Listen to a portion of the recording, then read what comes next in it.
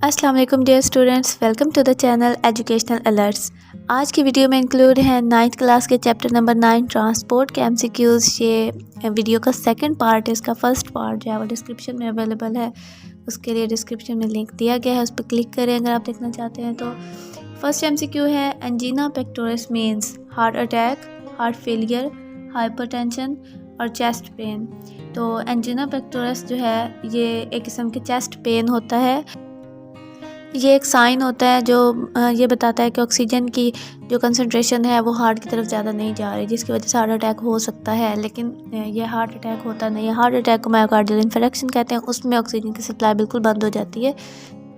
Next MCQ है world heart day is held on 28 सितंबर, 28 अक्टूबर, 23 सितंबर और 23 अक्टूबर। तो इसका राइट आंसर जो है वो 28 सितंबर है, जिसमें पूरी दुनिया में यह आगाही दी जाती है हार्ट के बारे में और उसके डिजीज़ के बारे में और किस तरह से बचा जा सकता है, इनके प्रिवेंशंस के बारे में। If blood clot dislodge and float freely in arteries is called. अच्छा, ब्लड क्लॉट क्या होता है? समटाइम क्या होता है कि कोलेस्ट्रॉल लेवल ज़्यादा होने की वजह से ब्लड क्लॉट्स बनना स्टार्ट हो जाते हैं, तो जो आर्टरीज़ के अंदर रुक सकते हैं, जिनकी वजह से हार्ट की तरफ ब्लड की सप्लाई और किसी भी दूसरे टिश्यूज़ की तरफ ब्लड की जो सप्लाई है उसके अंदर कोई ना कोई प्रॉब्लम आ सकता है, तो वो एम्बोलस कहलाता है। Thrombus, clot, none of these. तो अगर तो एक क्लॉट बनता है वो अपनी ही जगह पे रहता है उसी जगह पे, तो उसको हम थ्रोम्बस कहते हैं। लेकिन अगर वो डिसलॉज हो जाता है, अपनी जगह से हट जाता है और मूव करना स्टार्ट कर देता है, तो उसको हम एम्बोलस कहते हैं। तो करेक्ट आंसर जो है वो ए है। Which of the following chamber has the thickest wall in human heart? Right atrium, left ventricle, right ventricle. Okay, तो हमारी बॉडी के अंदर जो हार्ट है उसके 4 पार्ट्स होते हैं, right and left atrium, right and left ventricle. जो लेफ्ट वेंट्रिकल है वो थिकेस्ट होता है, वो इस वजह से क्योंकि इसका काम है ब्लड को पूरी बॉडी की तरफ सप्लाई करना। तो ये कॉन्ट्रैक्ट करता है, इसकी वॉल्स थिक होती हैं जो ज़्यादा फोर्स प्रोवाइड करती है ताकि पूरी बॉडी की तरफ ब्लड को ईजीली भेजा जा सके। Blood from the stomach and intestine is carried to the liver through hepatic vein, hepatic portal vein, superior vena cava और femoral vein। तो ब्लड स्टमक और इंटेस्टाइन से लेकर जो लिवर की तरफ जाती हैं, याद रहे वो हेपेटिक पोर्टल वेन्स होती हैं, हेपेटिक वेन्स नहीं। हेपेटिक वेन्स भी रिलेट करती हैं लिवर से ही, लेकिन वो जो है उनके पास न्यूट्रिएंट्स नहीं होते। हेपेटिक पोर्टल वेन के पास जो है वो डीऑक्सीजनेटेड ब्लड आ रहा होता है, लेकिन उसके अंदर न्यूट्रिएंट्स होते हैं जो लिवर में जाते हैं, वहाँ डिटॉक्सिफिकेशन वगैरह उनकी हो रही होती है। तो बी आंसर करेक्ट है। स्टमक से लिवर की तरफ हेपेटिक पोर्टल वेन जाती है। Who describe the pathway of blood circulation? Ibn Nafis, Jabir bin Hayyan, Abu Ali Sina और इब्न सीना। तो पाथवे ऑफ ब्लड सर्कुलेशन, किस तरह से ब्लड सर्कुलेट कर रहा होता है, ये इब्न नफीस ने बताया था और वो फर्स्ट साइंटिस्ट कंसीडर किए जाते हैं जिन्होंने ब्लड की सर्कुलेशन, हार्ट किस तरह से ब्लड को पंप करता है, आर्टरीज और वेन्स के अंदर ब्लड किस तरह से मूव कर रहा होता है, इस सबकी एक्सप्लेनेशन उसने दी थी। Renal arteries supply the blood to the kidney, liver, lungs और हार्ट।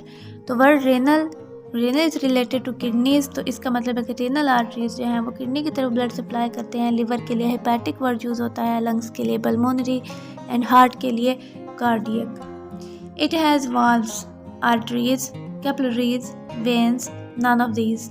तो वाल्व्स जो हैं वो आर्टरीज और कैपिलरीज के अंदर एब्सेंट होते हैं, जबकि वेन्स के अंदर प्रेजेंट होते हैं। वेन्स क्या हैं? जो डीऑक्सीजनेटेड ब्लड कैरी करती हैं from all parts of body toward the heart. तो इसमें ब्लड के बैक फ्लो के चांसेस होते हैं, जिसकी वजह से इनमें वाल्व मौजूद होते हैं। ये वाल्व क्या करते हैं? प्रिवेंट करते हैं बैक फ्लो ऑफ ब्लड वापस नहीं जा पाता बल्कि आगे मूव करता है फॉरवर्ड।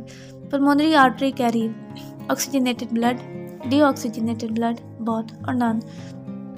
पल्मोनरी आर्टरीज क्या है? ऐसी आर्टरीज जो हार्ट से लंग्स की तरफ जा रही होती हैं और ये डीऑक्सीजनेटेड ब्लड लेके जा रही होती हैं।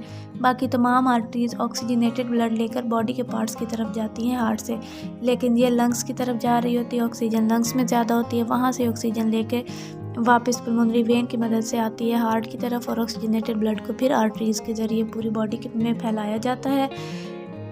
तो बी करेक्ट आंसर है। Middle layer of arteries are made up of connective tissues, epithelial tissues, smooth tissues, बहुत A एंड B। तो आर्टरीज जो है इनके अंदर बेसिकली 3 लेयर्स होती हैं। सबसे outer most layer connective tissue की बनी होती है, inner most layer endothelial tissues की, और जो दरमियान वाली लेयर होती है मिडल लेयर वो स्मूथ टिश्यूज़ की बनी होती है। Rhythmic contraction and expansion of an artery is called heart rate, heartbeat, pulse or all of these।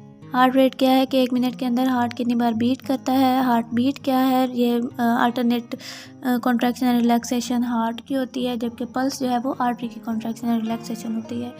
लब sound produce when dash valve close, tricuspid, bicuspid, सेमील्यूनर, both A and B। तो लब sound जो है वो कब प्रोड्यूस होती है, tricuspid और बाइकस्पिड वाल्व ये लेफ़्ट राइट एट्रियम और वेंट्रिकल के दरमियान में मौजूद होते हैं।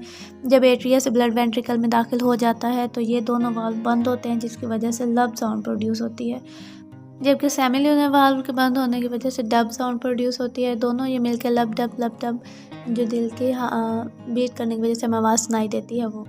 तो ट्राइकस्पिड और बाइकस्पिड दोनों आंसर हैं इसके, बहुत A and B। Which blood group do not have antibodies in serum. तो blood group O, AB, A और B। तो किस ब्लड ग्रुप के अंदर एंटीबॉडीज़ प्रेजेंट नहीं होती, ब्लड ग्रुप AB के अंदर कोई एंटीबॉडी प्रेजेंट नहीं होती, जबकि इसके अंदर एंटी-B एंटीजेंस प्रेजेंट होती हैं। यही वजह है कि ये ब्लड यूनिवर्सल एक्सेप्टर भी होता है, क्योंकि इसके अंदर कोई एंटीबॉडीज़ प्रेजेंट नहीं है जो एंटी-B एंटीजन को किल कर सके। तो ये तमाम यानी कि ब्लड ग्रुप O, A हो या B, उन सब से ब्लड एक्सेप्ट कर सकता है, जबकि बाकी ग्रुप्स जो हैं वो अपने रिस्पेक्टिव ग्रुप से ही एक्सेप्ट कर सकते हैं। नेक्स्ट MCQ है, which of the following blood group is called the universal donor. Universal donor से क्या मुराद है, यानी ऐसा ब्लड ग्रुप जो तमाम ब्लड ग्रुप्स को ब्लड डोनेट कर सकता हो। तो वो ब्लड ग्रुप AB और O। तो सबसे ज़्यादा जो ब्लड डोनेट कर सकता है वो ब्लड ग्रुप O होता है, ये यूनिवर्सल डोनर इसी वजह से कहलाता है। A को, B को और AB सबको अपना ब्लड जो है वो दे सकता है। वो इसलिए क्योंकि इसके पास ना तो एंटीजन A होती है ना एंटीजन B होती है, जिसको दूसरे के ब्लड जो है रिकॉग्नाइज करके डिस्ट्रॉय करने की कैपेबिलिटी रखें। तो इस वजह से who discover the blood group, Landsteiner, Ibn Nafis, Ibn Rushd, Aristotle. तो ब्लड ग्रुप को लैंडस्टीनर ने सबसे पहले डिस्कवर किया था। Number of erythrocytes in the female is. Erythrocytes क्या होते हैं, erythrocytes are commonly called red blood cells. तो फीमेल्स के अंदर इनकी जो कंसनट्रेशन है वो तकरीबन 4 to 4.5 मिलियन होती है, और मेल में 5 to 5.5 million. Red blood cells are formed in spleen, liver, bone marrow, all of these. तो अगर हम फीटस की बात करें यानी एम्ब्रियोनिक डेवलपमेंटल स्टेजेस पे, तो स्प्लीन और लिवर के अंदर ब्लड सेल्स बन रहे होते हैं। अगर अडल्ट में बात करें तो बोन मैरो, स्टर्नम के, रिब्स के और वर्टिब्रे के बोन मैरो में बनते हैं। तो यहाँ ऑप्शन होगा all of these. It is the function of eosinophils prevent blood clotting, kill parasites, destroy small particles or all of these। तो eosinophils क्या हैं, ये वाइट ब्लड सेल्स की ही एक टाइप है, और इनका जो फंक्शन है वो ये होता है कि ये ब्लड के अंदर जाने वाले पैरासाइट्स को किल कर देते हैं। नेक्स्ट MCQ है, number of blood platelets in human is 7,000, 8,000 to 50,000 और 25,000। तो 7 to 8,000 जो है वो वाइट ब्लड सेल्स होते हैं, जबकि जो प्लेटलेट्स हैं ये 250,000 होते हैं। थैलेसीमिया डे इज़ ऑब्जर्व 9 में, 8 में, 8 सितंबर और 8 जून।